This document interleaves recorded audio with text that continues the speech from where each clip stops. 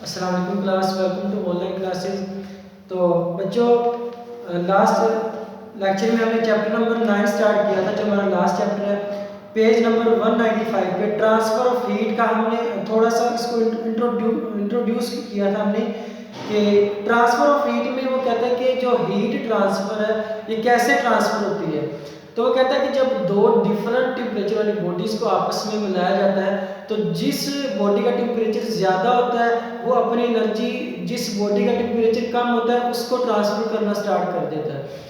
और उस वक्त तक जो ट्रांसफ़र ऑफ हीट है वो कंटिन्यू रहता है जब तक दोनों बॉडीज़ का टेम्परेचर इक्वल नहीं हो जाता। तो एक दफ़ा इसकी रीडिंग कर लेते हैं। वो कहता है कि recall what happens when two bodies at different temperature are in thermal contact with each other. Thermal energy from a hot body flows to a cold body in the form of heat. तो heat की form में गर्म body से जो को ठंडी body है उसकी तरफ क्या होती है, हीट फ्लो करती है। This is called as transfer of heat. तो इसको क्या बोलते हैं हम, ट्रांसफर ऑफ हीट के गर्म जिस्म से ठंडे जिस्म की तरफ जो एनर्जी का बहाव है उसको हम क्या बोलते हैं, ट्रांसफर ऑफ हीट। इसको अंडरलाइन कर लीजिएगा। Transfer of heat is a natural process. इसको भी अंडरलाइन कर लीजिएगा कि जो ट्रांसफर ऑफ हीट है ये क्या है, नेचुरल प्रोसेस है। It continues all the times as long as the bodies in thermal contact are at different temperature।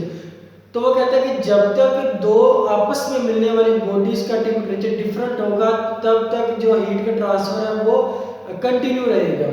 Heat flow करती रहेगी जब तक दो डिफरेंट टेम्परेचर वाली बॉडीज आपस में मिलती रहेंगी। अगर तो सेम टेम्परेचर वाली बॉडीज आपस में मिलेंगी फिर ट्रांसफर ऑफ हीट नहीं होगा। अगर डिफरेंट टेम्परेचर वाली दो बॉडीज आपस में मिलेंगी तो उनके दरमियान जो हीट का फ्लो है वो स्टार्ट हो जाएगा। तो there are three ways by which transfer of heat takes place. These are, तो थ्री वेज है हीट को ट्रांसफर करने के। वो कौन से हैं? फर्स्ट वन क्या है, कंडक्शन। दूसरा क्या है, कन्वेक्शन।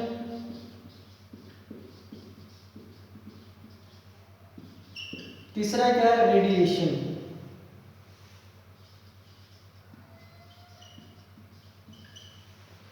तो तीन हमारे पास वेज है, तीन मेथड्स हैं जिनके जरिए जो हीट है वो क्या करती है, हॉट बॉडी से कोल्ड बॉडी की तरफ फ्लो करती है, तीन मेथड के जरिए।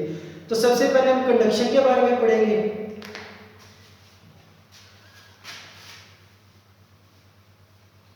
कंडक्शन के बारे में पढ़ते हैं तो इसकी रीडिंग स्टार्ट करते हैं। वो कहता है कि the handle of metal spoon held in hot water soon gets warm. वो कहता है कि एक बर्तन है, इसमें क्या है, हॉट वाटर है।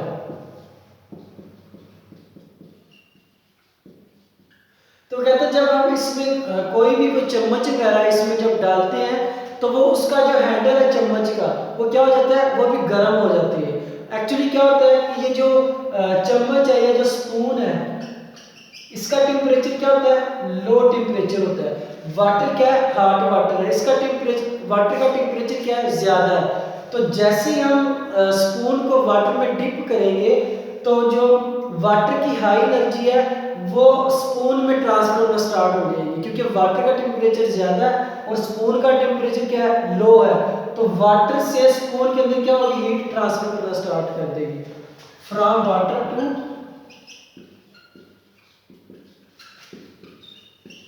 स्पून। हीट क्या करेगी, फ्लो करेगी। तो ये किसके जरिए हुआ है, कंडक्शन के जरिए। कैसे, अब देखिए हमें पता है जो स्पून है ये किससे मिलके बना होता है, एटम से मिलके बना होता है। जब हम स्पून को हॉट वाटर में डिप करते हैं तो उसके एटम वहां से क्या करते हैं, एनर्जी अब्सॉर्ब करते हैं और एक दूसरे के साथ क्या करते हैं, कोलाइड करते हैं। तो हर एटम जब दूसरे एटम के साथ टकराएगा तो पहले एटम की एनर्जी दूसरे में ट्रांसफर हो जाएगी, दूसरे की तीसरे में, तीसरे की चौथे, इवन के जितना जितना भी इसका एरिया है स्पून का वो क्या हो जाएगा, वहां तक एनर्जी ट्रांसफर होनी स्टार्ट हो जाएगी। तो ये क्या है, बेसिकली कंडक्शन इसको हम बोलते हैं। तो कहता है कि but in case of a wooden spoon, अगर लकड़ी का स्पून हो फिर क्या होगा, the handle does not gate warm. Handle क्या होगा, गर्म नहीं होगा। Both the materials behave differently regarding the transfer of heat, दोनों मटेरियल में जो ट्रांसफर ऑफ हीट है वो क्या डिफरेंट है, क्योंकि मटेरियल्स क्या है डिफरेंट। तो ट्रांसफर ऑफ हीट किस पे डिपेंड करता है, मटेरियल पे डिपेंड करता है। Metals are generally better conductors than non metals, तो जो मेटल्स है ये क्या है, बेटर कंडक्टर्स हैं देन नॉन मेटल्स। मेटल्स कौन सी होती है, जिनमें से करंट पास कर सकता है, जिनमें फ्री इलेक्ट्रॉन्स होते हैं, यानी कि ऐसी बॉडीज जिनमें फ्री इलेक्ट्रॉन्स पाए जाते हैं उनको हम क्या बोलते हैं, उनको हम मेटल्स बोलते हैं। और ऐसी बॉडीज जिनमें क्या हो, फ्री इलेक्ट्रॉन्स एग्जिस्ट नहीं करते, उनको हम क्या बोलेंगे, नॉन मेटल्स। तो जो मेटल्स है these are the good conductors of, these are the good conductors, and जो नॉन मेटल्स हैं दीज आर बैड कंडक्टर्स। आगे वो कहते हैं कि in solids atoms and molecules are packed close together. वो कहता है कि सॉलिड में और लिक्विड में जो एटम्स होते हैं वो एक दूसरे के करीब करीब होते हैं। तो इसको हम ड्रा करके देख लेते हैं।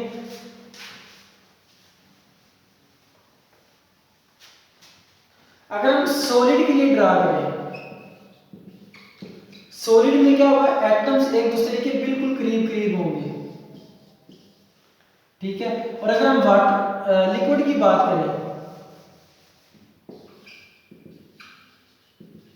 लिक्विड में क्या होगा, सॉलिड के एटम से थोड़ा सा डिस्टेंस इनमें ज्यादा होगा, ठीक है। अब देखिए सॉलिड के जो एटम्स हैं ये एक दूसरे के बिल्कुल करीब करीब है, लिक्विड के थोड़े दूर दूर है, और जो गैस है इनमें क्या होते हैं, मॉलिक्यूल्स बहुत दूर दूर होते हैं, बहुत डिस्टेंस, काफी डिस्टेंस होता है। सबसे ज्यादा डिस्टेंस गैस में होता है, उससे कम लिक्विड में, और सबसे कम सॉलिड में। तो कहता है कि they continue to vibrate about their mean position, तो ये अपनी मीन पोजीशन के गिर्द क्या करते रहते हैं, वाइब्रेट करते रहते हैं, कभी लेफ्ट कभी राइट, कभी लेफ्ट कभी राइट।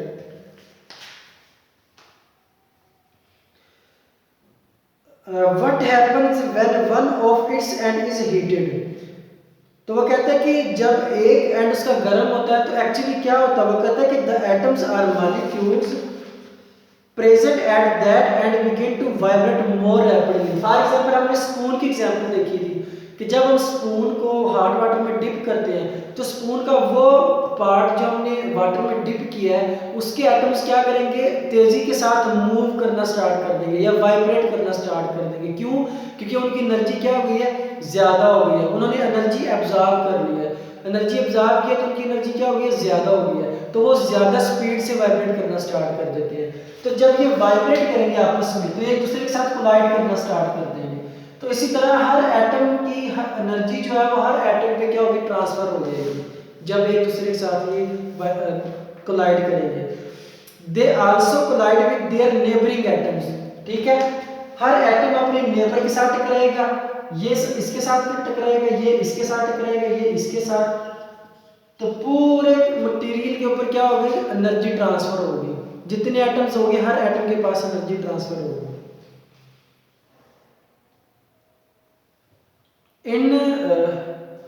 हाँ जी, in doing so they pass some of their energy to neighbouring atoms are molecules during collisions with them with the increasing their vibration. तो जैसे जैसे वो एक दूसरे के साथ कोलाइड करते रहेंगे वो अपनी एनर्जी एक दूसरे को ट्रांसफर करते रहेंगे।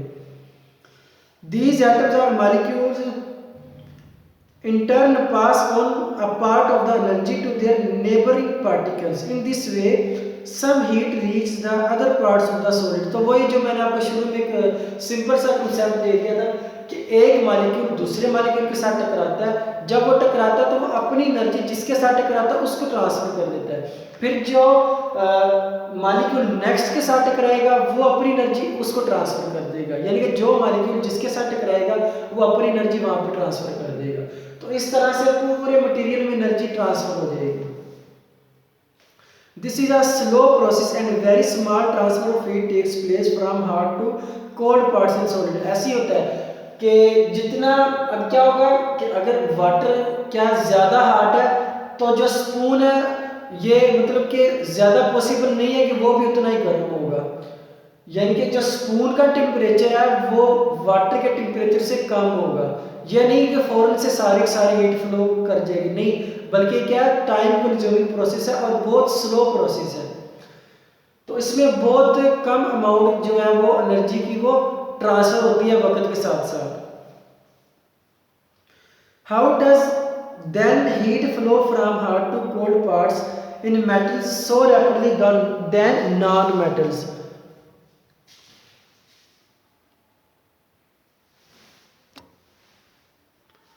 तो वो कहता है कि मेटल्स में जो एनर्जी है वो नॉन मेटल की निस्बत ज़्यादा स्पीड से क्यों फ्लो करता है। मेटल्स है फ्री इलेक्ट्रॉन्स, ठीक है, मैंने शुरू में बताया था कि मेटल्स में क्या होते हैं, फ्री इलेक्ट्रॉन्स होते हैं as shown in figure. These free electrons move with very high velocities within metal object. तो क्या होता है, जैसी एनर्जी ऑब्जॉर्व करते हैं तो जो फ्री इलेक्ट्रॉन्स होते हैं ये स्पीडली क्या करते हैं, मूव करना स्टार्ट कर देते हैं। They carry energy at a very fast rate from hot to cold parts of the object as they move। तो वो क्या करते हैं, अब जितनी स्पीड से, जितनी ज़्यादा स्पीड से ये मूव करेंगे उतनी ही ज़्यादा एनर्जी ये एक जगह से दूसरी जगह उतनी ही जल्दी, उतनी ही तेज़ी से एनर्जी ट्रांसफर करेंगे। ये मालिक्यूल्स है फॉर एग्जांपल, अब जितनी स्पीड से ये मालिक्यूल्स के साथ टकराएगा उतनी ही स्पीड के साथ एनर्जी भी ट्रांसफर होगी, ठीक है, एनर्जी क्या क्या होगी, ट्रांसफर होगी।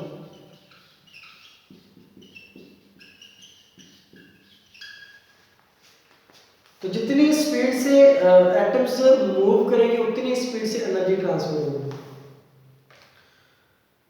Thus from hot to cold parts of the object as they move। अच्छा, thus heat reaches the cold parts of the metal object from its hard part much more quickly than non-metals। क्योंकि non metals में क्या होते हैं, free electrons नहीं होते, ठीक है, तो इसलिए वो मूव भी नहीं करते। जब फ्री इलेक्ट्रॉन, फ्री का मतलब क्या है, आज़ाद इलेक्ट्रॉन्स, नॉन मेटल्स में फ्री इलेक्ट्रॉन्स नहीं होते। तो जिस मेटल में सॉरी जिस मटेरियल्स में फ्री इलेक्ट्रॉन्स ही नहीं होंगे तो ना ही तो वो एनर्जी, अगर वो एनर्जी ऑब्जॉर्व कर भी लेते हैं तो वो मूव नहीं करेंगे। अगर वो मूव कर जाते हैं फिर तो वो फ्री इलेक्ट्रॉन्स हुए, अगर वो मूव नहीं करते तो फिर वो फ्री नहीं होंगे। तो नॉन मेटल्स में इसीलिए कंडक्शन नहीं होती क्योंकि उसमें फ्री इलेक्ट्रॉन्स नहीं होते। तो ये बात आपने याद रखनी है। इसके बाद डेफिनेशन है पिंक बॉक्स में कंडक्शन की, the mode of transfer of heat by vibrating atoms and free electrons in solid from hot to cold parts of a body is called conduction of heat. तो वो कहता है कि solid के अंदर गर्म एंड से ठंडे एंड की तरफ जो हीट का फ्लो होता है उसको हम क्या बोलते हैं, कंडक्शन बोलते हैं।